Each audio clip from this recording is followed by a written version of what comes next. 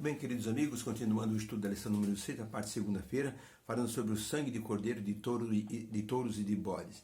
Quando se lê na Bíblia que era preciso fazer sacrifício de um animal, há pessoas que acham essa coisa de sacrifício um ritual desnecessário.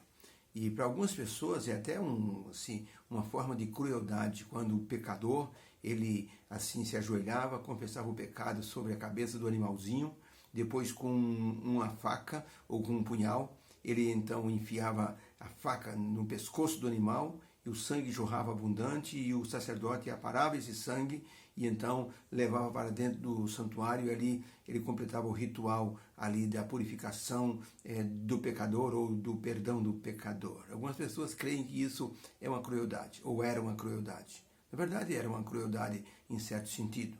Mas a morte de Cristo, simbolizada pela morte do animal, também foi uma morte cruel. Foi uma morte sem muito sentido.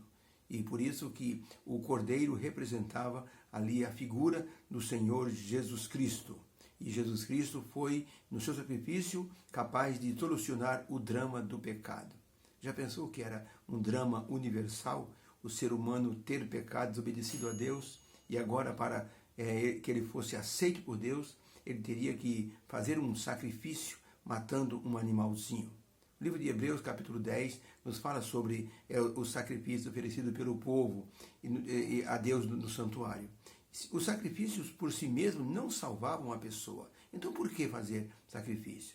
Então, Hebreus 10, de 3 a 10, diz o seguinte, o apóstolo Paulo, o suposto escritor da carta aos Hebreus, ele escreve o seguinte: nossos sacrifícios, porém, cada ano se faz comemoração dos pecados. Porque é impossível que o sangue de touros e dos bodes e das ovelhas nos tire os pecados. Por isso, entrando no mundo, diz, sacrifício e oferta não quiseste, mas como me preparaste, eu estou me oferecendo como holocausto e oblação pelo pecado daqueles que te transgrediram. Então, ele disse, eis aqui, eu venho.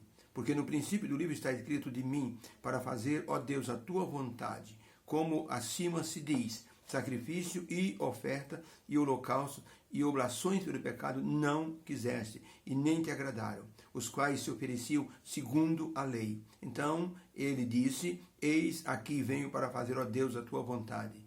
Tira o primeiro sacrifício e estabelece o segundo sacrifício, no qual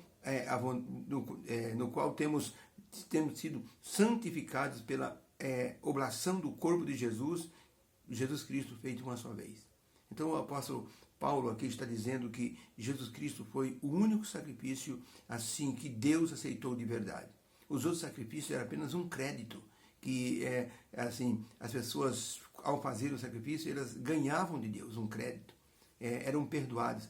O sangue dos bodes e dos touros e dos novilhos, das ovelhas, em si mesmo, aquele sangue não tinha nenhum valor espiritual. O que tinha valor espiritual era a fé, que a pessoa depositava ao matar um animal, e o sangue do animal é que, assim, acreditava para a pessoa, pela fé, que aquele sangue representava o corpo do Senhor Jesus Cristo. Quando você faz a Santa Ceia, você tem o suco de uva, veja, não é o sangue de Jesus, é o suco, mas representa o sangue de Jesus. O pão sem fermento representa o corpo de Cristo sem pecado. Aquilo lá, na verdade, não tem valor espiritual, aquele pedacinho de pão e aquele suco de uva, mas é o simbolismo, é a fé na crença de que aquilo pode realmente nos dar uma condição espiritual melhor pela fé em Cristo Jesus. Cristo disse, isso vocês vão fazer em memória de mim. Fazer isso todas as vezes, até que eu faça com vocês no reino dos céus. Então, Jesus disse, fazei isto até que eu venha. Ou seja, lembrai da minha morte, do meu corpo partido por vós. Lembrai do meu sangue, que por vós foi derramado. Então é um simbolismo, são símbolos silenciosos da nossa salvação. Quando o pecador matava um cordeiro, ele se envolvia no sacrifício. Ele colocava a mão sobre o animal, ele confessava os pecados, ele dizia tudo o que havia feito. Depois, ele enfiava a faca na garganta do animal. e o sangue descia, aparado por uma bacia que o sacerdote colocava ali embaixo do animal que estava sendo morto. O animal estribuchava, ou seja, ele tinha os últimos momentos de agonia, e a pessoa via isso. E para muitos era assim uma cena cruel, mas era para chocar o pecador mesmo. A intenção divina era chocar o pecador para mostrar o quanto o pecado é repulsivo, o quanto o pecado provoca em nós, ou deveria provocar em nós, uma reação de aversão ao pecado. E por isso o sacrifício tinha essa finalidade também. E quando a pessoa saía do santuário, saía abençoada, perdoada, e ela pensava 2 vezes antes de cometer um pecado. Então veja que Deus criou um ritual silencioso para que a pessoa pudesse sair meditando sobre a questão do pecado. Tá? A pergunta é, Deus quando perdoa, ele lembra do nosso pecado? Não lembra mais. Quando você paga uma conta, você fica pensando na conta que pagou? Exemplo, você pagou a conta de luz do mês de abril. Você ainda pensa na conta do mês de abril? Que nada. Você pensa na próxima conta que virá. Na que você pagou, tá para lá, já foi, já era. Engavetou, guardou, pronto. Você não lembra mais. Então, isso quer dizer que Deus não se lembra dos nossos pecados. Até existe uma ilustração que Deus, quando nós confessamos os nossos pecados, ele pega os nossos pecados e lança no fundo do mar, como a Bíblia assim o diz. E alguém acrescentou que Deus lança nossos pecados no fundo do mar e põe uma placa bem grande, proibido pescar. Nós não podemos estar assim remoendo os pecados alheios.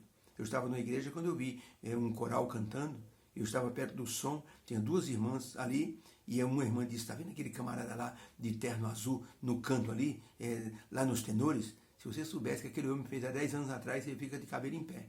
Eu fiquei olhando para as irmãs assim, 10 anos atrás. O homem já tinha se arrependido, tinha sido disciplinado, estava na igreja, estava cantando no coral, mas aquelas irmãs estavam pescando os pecados daquele homem e remoendo ali aqueles pecados. Um homem que foi na oficina do irmão da igreja começou a falar dos pecados dos irmãos. Não, porque o irmão faz isso, aquela diaconisa, se o irmão soubesse, aquela diaconisa faz isso, faz aquilo, briga com o marido dela, aquela mulher, olha, ela não é adventista não. E o irmão mecânico disse, irmão, o irmão está falando tanto dos outros. Irmão, também a igreja está cheia de defeitos, né? O irmão já leu a parábola do rico e do Lázaro?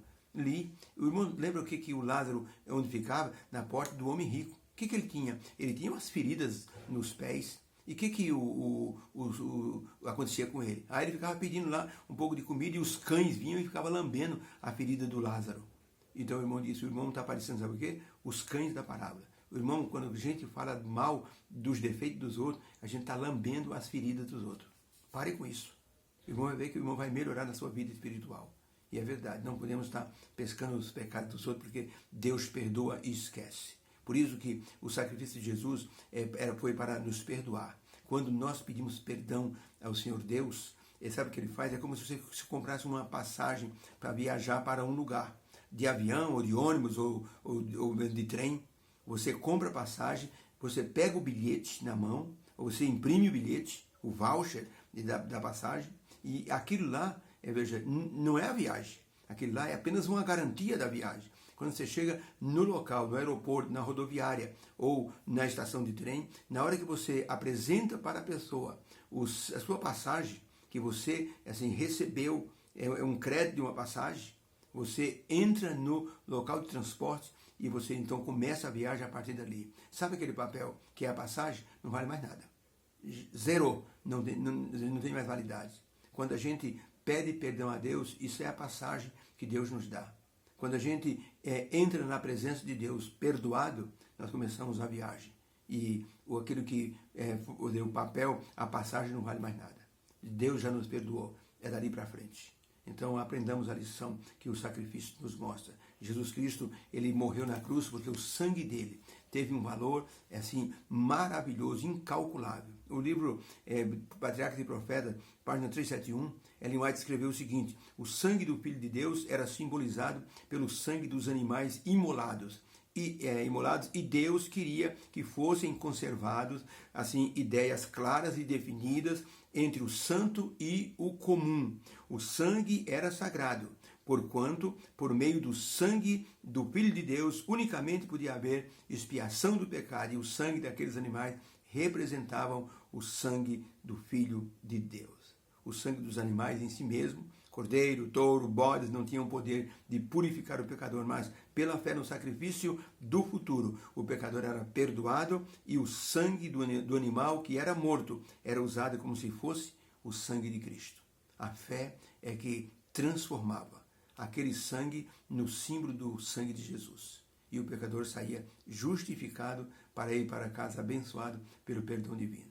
Que Deus nos abençoe, porque a ideia do sacrifício, o entendimento do sacrifício vai nos mostrar que o cordeiro, que os salvos vão assim exaltar, conforme diz o Apocalipse, as profecias do Apocalipse, é alguém digno de receber toda a honra e todo o louvor. Por isso estamos estudando os sacrifícios, para que nós possamos assim colocar na mente que o sacrifício era assim, algo que Deus criou para levar o ser humano a pensar em Jesus como o Cordeiro de Deus. Deus os abençoe. Tenham uma boa semana na presença do Senhor.